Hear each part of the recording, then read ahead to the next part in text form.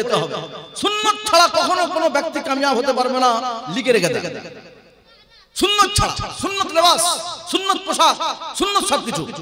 দিন কত জাকির নায়েক বলে একজন ভণ্ড অনেক মুসলমান নওজওয়ানকে অনেক কিছু করে দিয়েছিল। তাকে জিজ্ঞেস করা হয়েছিল, পাকসার কাছে এসেছিল যে আপনি এত বড় বড় মুসলমান ইসলামের বুলি আওড়াচ্ছেন, আপনার নিচে প্যান্ট উপরে শার্ট মাঝখানে ইন করা, গলাতে নেকটাই ঝুলছে কেন? আপনি খ্রিস্টান পোশাক পরে কেন ইসলামের আপনি ধোঁকা দিচ্ছেন? লাজবাব হয়ে গেছে, জবাব দিতে পারেনি। জিজ্ঞেস করা হয়েছিল আপনি ইসলামের এত বুলি আওড়াচ্ছেন, আপনার বিভিন্ন মিডিয়াতে বিভিন্ন জায়গাতে আপনার ছবি আসছে, জাকির নায়েক জাকির নায়েক জাকির নায়েক, আপনার লেবাসটা ইহুদি নাসারা, ইহুদি নাসারার লেবাস পরে আপনি কেমন করে ইসলামের দাওয়াত দেবেন? কেমন করে ইসলামের দাওয়াত দেবেন? পাকসার কাছে এসেছিল, ময়দানেতে জবাব দিতে পারেনি, হতভম্ব হয়ে গিয়েছে। এরকম প্রশ্ন তো আমাকে কেউ করে না। কলকাতার লোক করে দিয়েছিল এই প্রশ্ন, যে আপনি প্রথম নিজের লেবাসকে ঠিক করুন, পোশাককে ঠিক করুন, আপনি পাজামানি পরুন, আপনি সঠিকভাবে আপনি নিজের পোশাক ইউনিফর্মকে ইসলামিক করুন, তারপরে ইসলামের দাওয়াত দেন। আল্লাহর শুকর, মুনাজ্জাম বক্তব্য দেখবেন আপনারা, বাচ্চারা সব পাজামা পাঞ্জাবি পরে আসছে, মেয়েরা সব বাচ্চি হলো, এইটুকু বাচ্চি হলো, এইটুকু বাচ্চি হলো, বোরকা পরে আসছে। সুন্নত ছাড়া কোনো গল্প নেই এখানটা। কেননা আমাদের কাজের উদ্দেশ্য হচ্ছে সুন্নতকে জিন্দা করা। হযরত মাওলানা ইলিয়াস রহমাতুল্লাহ বলতেন, হামারা ইস কাম কা মাকসাদ यही है সুন্নত। আমাদের কাজের উদ্দেশ্য হচ্ছে সুন্নতকে জিন্দা করা, সুন্নতকে জিন্দা করা।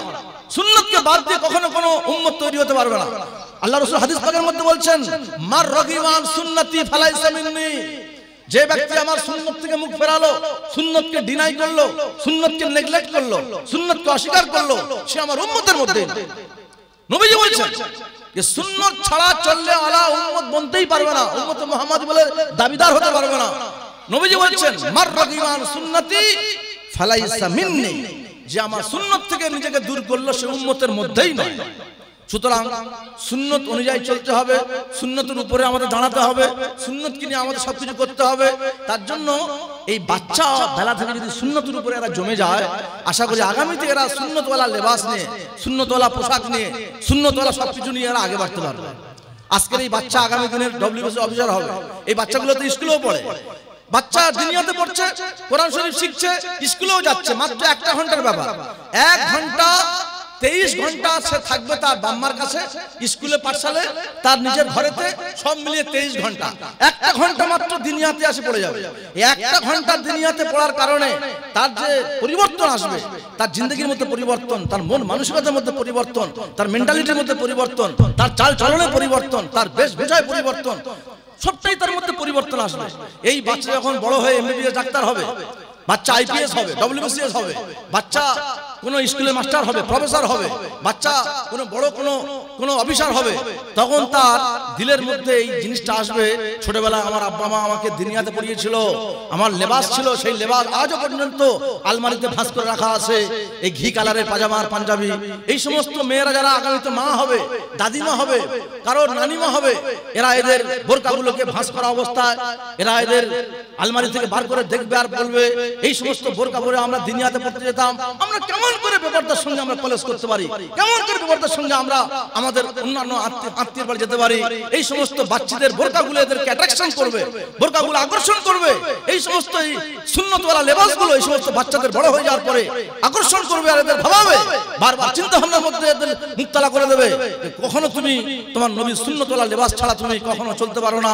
ডাক্তার হওয়ার পরে সুন্নতওয়ালা লেবাস নিয়ে চেম্বারে যাবে, যদি মিনিস্টার হয় সুন্নতওয়ালা লেবাস নিয়ে মিনিস্টারের তার সেই কাউন্টারে বসবে, যদি এরা আইপিএস অফিসার হয় সুন্নতওয়ালা লেবাস নিয়ে আইপিএস এর চেয়ারে বসবে, যদি ডব্লিউবিসি অফিসার হয় সেখানে এরা বসবে। কেননা এদের ভিতটা দেয়া ছিল সুন্নতের লেবাসের উপরে।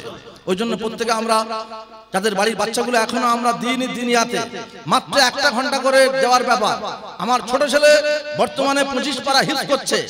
ও যখন যখন আমি দিনিয়াতে দিই হাওড়া জেলায়, যে দিনিয়াতের সকলের গুরু, সকলের মাস্টার, পুরো ওয়েস্ট বেঙ্গলের ট্রেনিং দেয় কারি আইয়া সাহেব, হাওড়ায় থাকতেন, মেদিনীপুরে বাড়ি, বর্তমানে হাওড়ায় নেই, তিনি চলে গিয়েছেন। ওনার ওখানটায় আমিও আমার স্কুলের সুবাদে ওখানে থাকতাম। আমি আমার স্কুলের কাছাকাছি ওনার মসজিদ, আর স্কুলের কাছেই আমি যে ফ্ল্যাটে থাকতাম, ওইখান থেকে আমি আসর মাগরিব এশা ওনার কাছে আমি পড়তাম, ওখানে যেতাম।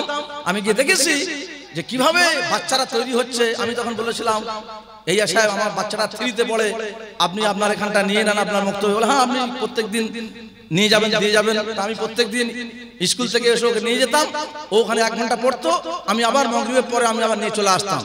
আমার বাচ্চা ওইখান থেকে দিনিয়াতে এমন তৈরি হয়েছে, দিনিয়াতে মাত্র 2 বছর পড়ার পরে যখন আমি ওকে নিয়ে গেলাম হিফজ করানোর জন্য, যে কারি সাহেব ওকে ইন্টারভিউ নিচ্ছে, কারি সাহেব বলছে আপনার বাচ্চা কোন কারি সাহেবের গায়ে পড়েছে? এ তো অর্ধেক কারি হয়ে এসেছে।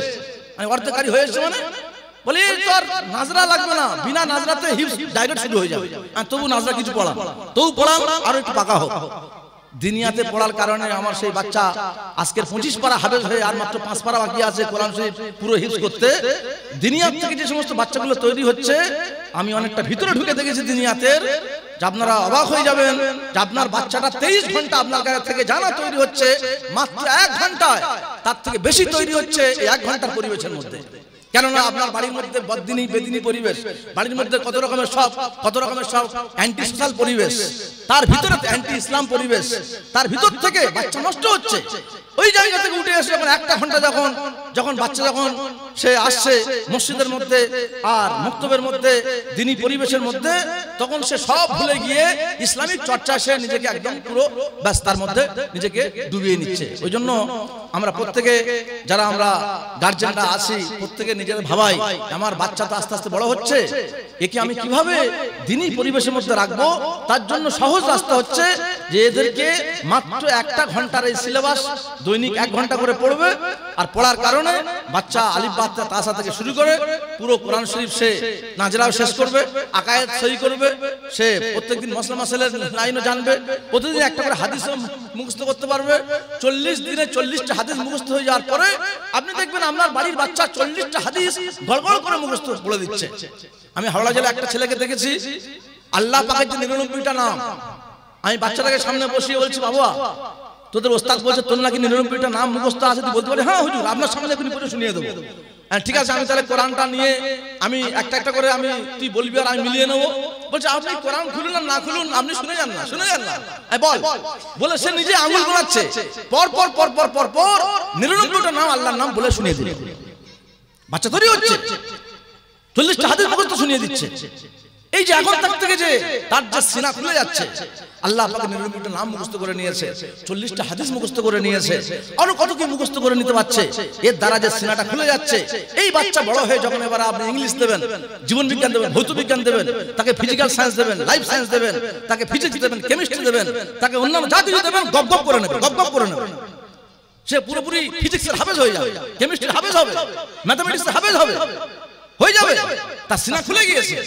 ওই জন্য আমরা যারা এখানে আছি প্রত্যেকে ঠিক করে নিই, এই সমস্ত আগামী দিনে ভবিষ্যতেরা আমাদের এই সমস্ত বাচ্চা যদি খারাপ হয়ে যায়, আমাদের দিল্লি থেকে হযরত মাওলানা সাদ সাহেব দামাত বরকাতুহু বলছেন যে দুনিয়া में सबसे ज्यादा বাচ্চা, পৃথিবীর মধ্যে সবথেকে সংখ্যা বেশি হচ্ছে বাচ্চারা, তারপরে হচ্ছে মহিলারা, তারপরে হচ্ছে আমরা সবথেকে কম। অ্যাডাল্ট পুরুষ, প্রাপ্তবয়স্ক পুরুষ সবথেকে দুনিয়াতে কম, আমাদের থেকে বেশি হচ্ছে মহিলা, আর মেয়েদের থেকে বেশি হচ্ছে বাচ্চারা।